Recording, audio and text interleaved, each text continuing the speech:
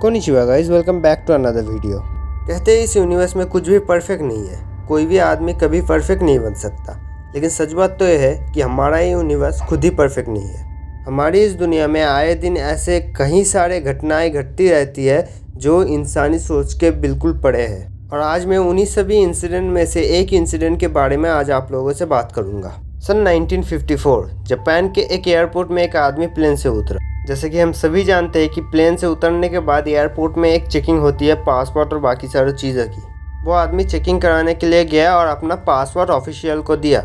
लेकिन जब उन ऑफिशियल्स ने उस पासपोर्ट को देखा तब उस आदमी का कंट्री टॉरेट नाम का किसी एक कंट्री को दिखा रहा था। लेकिन असली बात तो यह है कि उस ज़माने में टॉरेट नाम का कोई देश था ही नहीं और ना ही अभी है।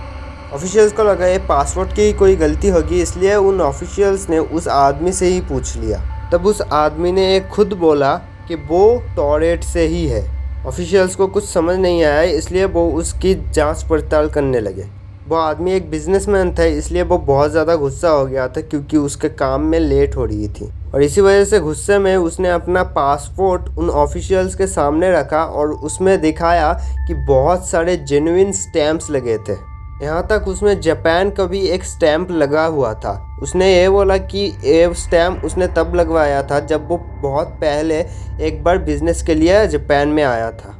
उसने अपना आईडी, अपना ड्राइविंग लाइसेंस सब कुछ शो किया और सब में यही दिखा रहा था कि वो टॉरेट नाम की एक कंट्री से ही है।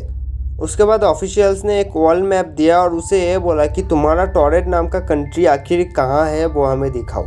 और उसने फ्रांस और स्पेन के बीच में एक छोटे से एरिया को पॉइंट करके बोला टॉरेट, मेरा कंट्री टॉरेट यहाँ पर है।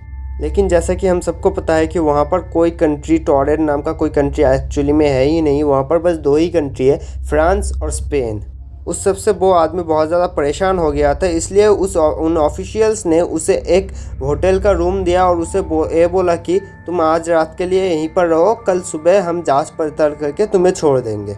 और उसके जितने भी डॉक्यूमेंट्स थे लाइक पासपोर्ट, ड्राइविंग लाइसेंस, वो सब ऑफिशियल्स ने अपने पास रख लिया। और उसके होटल के बाहर पुलिस को रखा गया ताकि वो कहीं भाग ना पाए। अगले दिन सुबह जब उसके रूम में ऑफिशियल्स गए तब उन्होंने जाके देखा कि वो आदमी वहाँ पर था ही नहीं। वो आदमी रातों रात गायब हो चुका था। उतना ज़्यादा सिक्योरिटी होने के बाद भी कोई आदमी एक होटल से रातों रात कैसे गायब हो सकता है। और बस यही नहीं, उसने जो डॉक्यूमेंट्स ऑफिशियल्स के पास रखे थे वो सभी उसी रात को गायब हो गई। उतनी सिक्योरिटी के बीच में से कोई आदमी कैसे एक होटल से रातों रात गायब हो सकता है और उसके जितने भी डॉक्यूमेंट्स थे वो भी कैसे गायब हो सकते हैं, ये किसी को समझ नहीं आया।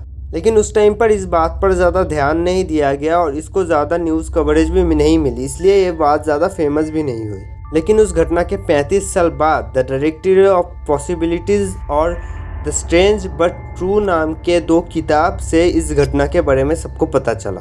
आखिर वो आदमी था कौन, वो कहाँ से आया और कहाँ चला गया, इसके बारे में किसी को कोई भी बात पता नहीं चली। कुछ लोग मानते हैं कि वो कोई पैरेलल यूनिवर्स का ही एक आदमी था जो किसी एक ग्लिच के कारण हमारे इस अर्थ में शिफ्ट हो गया था।